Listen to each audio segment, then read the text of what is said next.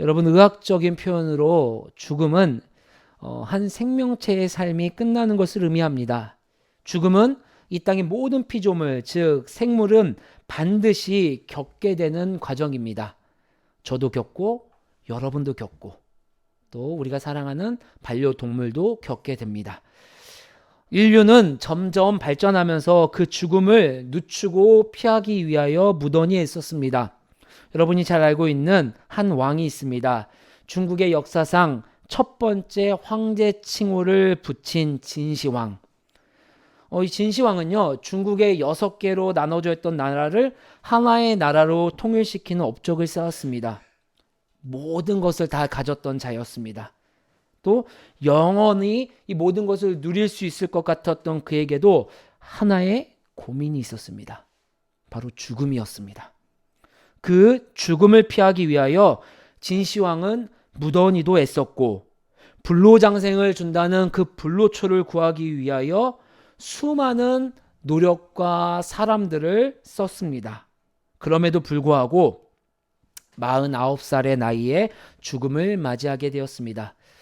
여러분, 모든 인류는 죽음 앞에 아무것도 할 수 있는 것이 없습니다. 그저 그 죽음을 피하고 늦추기 위해 애쓰는 모습밖에 가질 수 없는 것이 우리 인류 피조물 생명체 한계입니다. 여러분, 그런데 그 피하고 싶은 죽음, 그 죽음의 자리에 스스로 한 걸음 한 걸음 발자국을 내딛는 한 사람이 있습니다. 오늘 본문에서 함께 읽은 예수님입니다. 실은 여러분, 우리가 함께 살폈던 말씀들을 보면 예수님은 죽음을 충분히 피할 수 있는 상황이 있었습니다. 여러분, 대제사장을 중심으로 한 권력 공동체 공회가 예수님을 죽이기 위해 온갖 거짓 증거들을 모으고 거짓 증인들을 매수했지만 어느 것 하나 예수님을 구속할 만한 결정적 증거가 되지 못했습니다. 여러분, 결국 그들은요, 종교적 증거, 종교적인 방법으로 해결하는 것이 아니라 정치적인 힘을 빌리고자 오늘 본문에 읽었던 빌라도 총독 앞에 예수님을 끌고 옵니다. 그런데 빌라도 총독 역시 이 종교 공동체 공회가 가져온 증거로 예수님을 구속할 수 없다라는 것을 너무나도 잘 알고 있었어요. 그들이 주장하는 증거가 모두 제각각 하나의 사실로 귀결되지 않고 거짓 증거라는 것을 너무 잘 알고 있었기 때문입니다. 어떻게 보면 빌라도에게 예수님은 귀찮은 존재입니다. 어떻게 해서든지 자신이 총독으로 담당하고 있는 이 유대 지역이 조용하길 원합니다.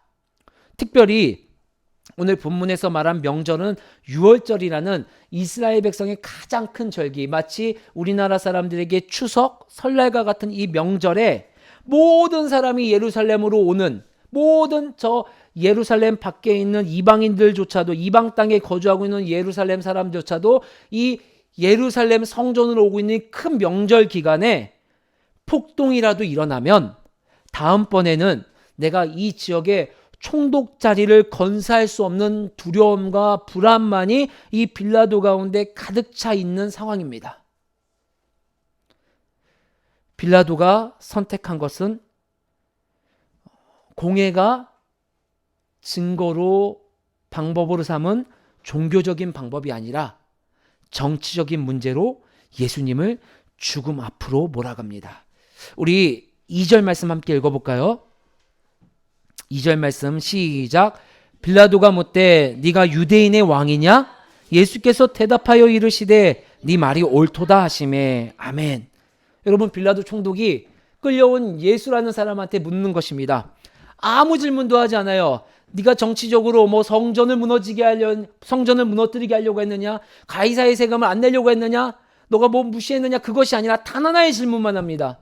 네가 유대인의 왕이냐? 여러분, 당시 이 유대 예루살렘 땅의 왕은 로마 황제였습니다. 로마의 황제는 단 한 명이고, 또한 그 로마가 정복한 이 예루살렘 땅의 왕도 단 한 명 로마 황제였습니다. 당연히 유대인의 왕은 누가 될까요? 로마 황제, 로마 왕이 될 수밖에 없는 상황에서 유대인의 왕이냐, 네가 로마 황제와 같은 존재냐라고 묻는 이 정치적인 질문에 예수님은 그 정치적인 공세 앞으로 끌려 나오게 되는 것을 우리 성경을 통해 볼 수 있습니다. 여러분, 실은 예수님은 그 질문에 답하지 않으셔도 괜찮습니다. 답하는 순간 어찌 되는지는 예수님 스스로가 먼저 잘 알고 있는 상황 속에서 예수님은 이렇게 대답하십니다. 네 말이 옳도다. 내가 유대인의 왕이다. 스스로 죽음의 문턱 앞에 한 발자국 더 나가게 된 것, 그것이 바로 오늘 예수님의 모습입니다. 여러분, 도대체 왜 예수님은 그 죽음의 문턱 앞으로 스스로 나아가려고 한 것일까요? 인간 모두가 죽음을 피하고 싶고 어떻게 해서든 더 건강하게 더 오랫동안 살려고 노력하는 것을 너무나도 잘 알고 있는 인간의 본성임에도 불구하고 예수님은 왜 스스로 그 죽음의 자리로 더 나아가야 하는 것이었을까요? 오늘 저와 여러분들이 함께 읽은 이 본문의 말씀은 예수님이 왜 그 죽음의 자리로 나아가셨는지를 우리에게 말씀해 주고 있습니다. 오늘 그 말씀을 통하여 예수님의 죽음의 의미가 내 심령 가운데 깊이 고민되고 묵상되어지는 은혜가 있기를 주의 이름으로 다시 한번 소망해 봅니다. 여러분, 이 죽음을 통하여 우리가 알기를 원하는 사실을 예수님은 말씀해 주고 있습니다. 바로 우리가 어떠한 존재인지를 주님은 알기를 원하십니다. 그리하여 죽음으로 저와 여러분 앞에서 스스로 나아가게 된 것입니다. 우리 10절 말씀 함께 읽어볼까요? 10절 말씀입니다. 시작. 이는 그가 대제사장들이 시기로 예수를 넘겨준 줄 알미러라. 아멘. 15절 말씀도 함께 읽어볼게요. 시작. 빌라도가 무리에게 만족을 주고자 하여 바라바는 놓아주고 예수는 채찍질하고 십자가에 못 박히게 넘겨주니라. 아멘. 여러분, 대제사장들은요 예수님을 시기로 넘겨주었습니다. 빌라도는요 예수님에게 정치적인 질문으로 죽음 앞에 놓이게 한 그 이유가 바로 15절에 이렇게 말하고 있습니다. 다른 사람에게 만족을 주고자 예수님을 십자가 앞으로 가게 한 것입니다. 여러분, 예수님의 죽음을 이끈 이 두 그룹의 공통점이 보이고 있습니다. 바로 무엇입니까? 내가 없다라는 거예요. 내가 없다라는 거예요.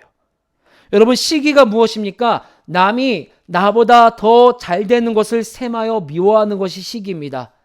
여러분, 우리가 이 땅에 우리만 있다면요 행복하지 않을 것이 없습니다.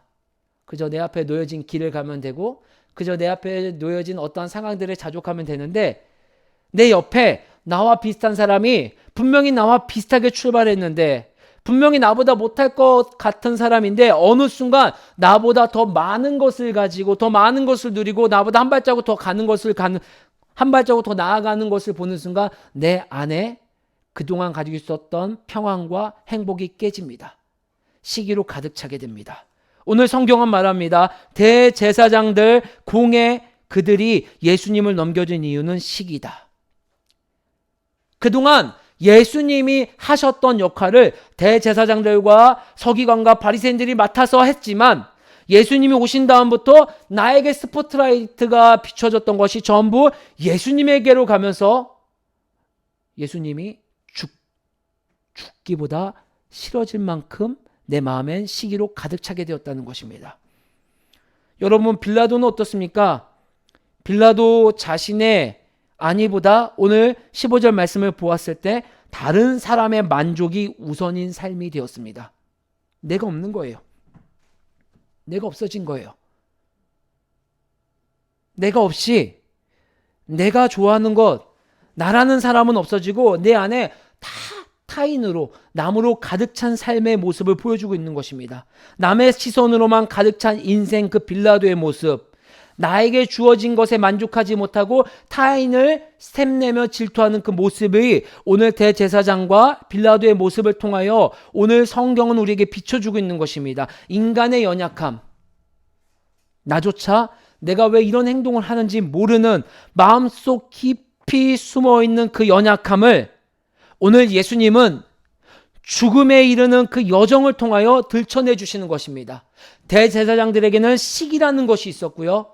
빌라도에게는 나보다는 타인의 시선이 있었고,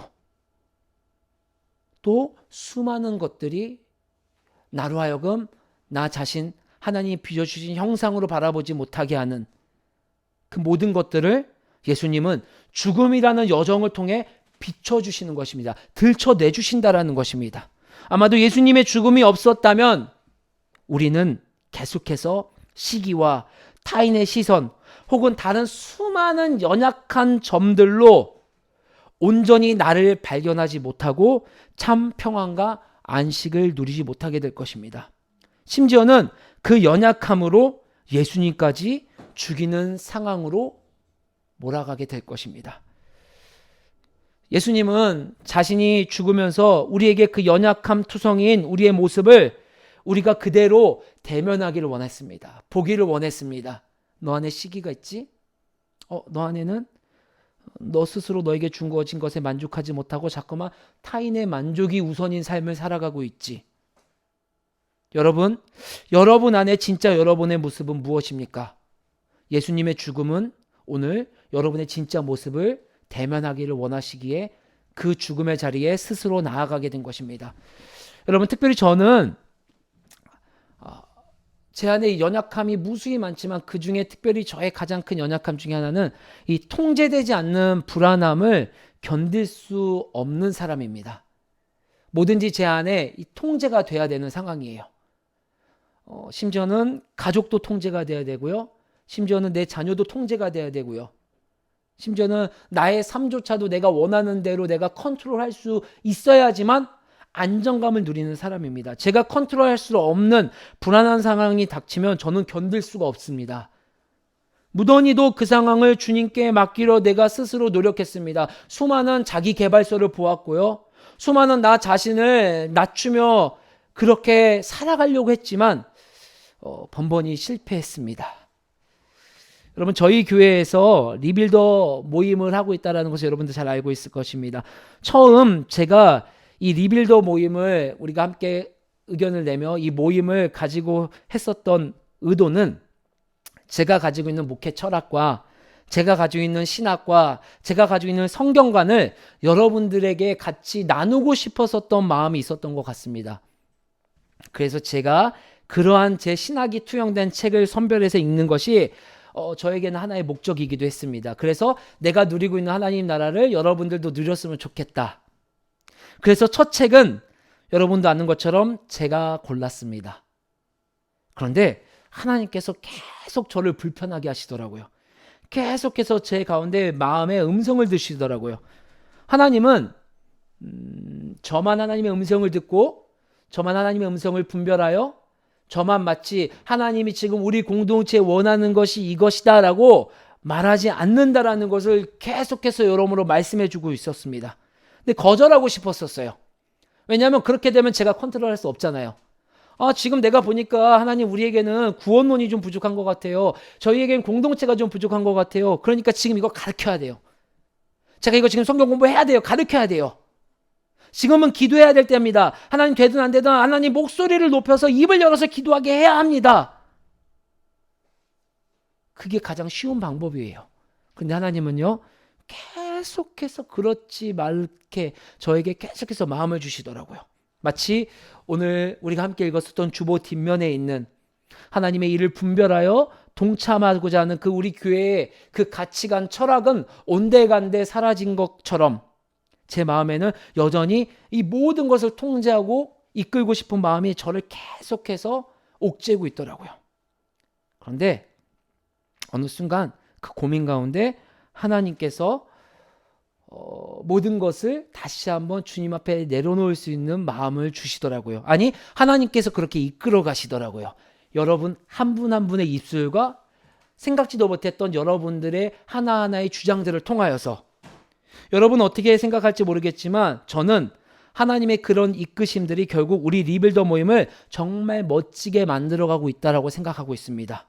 우리 모두가 각자에게 주신 분량과 감동으로 책을 골라서 함께 읽고 있습니다. 인문학, 시집, 에세이.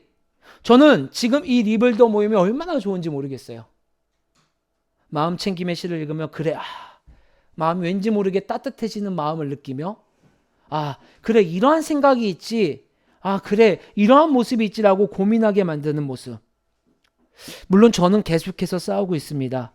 제 생각으로 여러분을 세뇌시키고자 하는 욕망과 저 스스로 계속해서 싸워나가고 있는 그 모습. 그럼에도 불구하고 자꾸 내려놓고 내 그 욕망을 내려놓고 주님이 하시는 일을 분별하게 하고자 하는 자리로 이끌어 가시는 그 하나님. 저는 그 싸움 가운데서 하나님이 이끌어 가시는 그 자리에서 발견되었습니다. 왜 그랬을까요? 저는 주님께서 죽음으로 가신 이유를 오늘 본문을 통하여 발견했기 때문입니다. 그 주님의 마음을 만났기 때문에 저 자신의 연약함을 발견할 수 있었습니다. 여러분, 제가 다시 한번 여러분께 묻고 싶습니다. 여러분 안에 여러분의 모습은 어떤 모습이 있습니까? 그런데 성경은 단순하게 내 안에 모든 것을 통제하고자 하는 그 연약함, 시기, 남들을 만족시키고자 하는 그 모습을 고발하는 것으로 끝나지 않습니다. 연약함을 드러내는 것으로 끝나지 않습니다. 우리 자신에게 그 문제를 해결하자 말하지 않습니다. 여러분, 오늘 가장 중요한 말씀이 무엇입니까? 내가 유대인의 왕이다라는 주님의 대답입니다.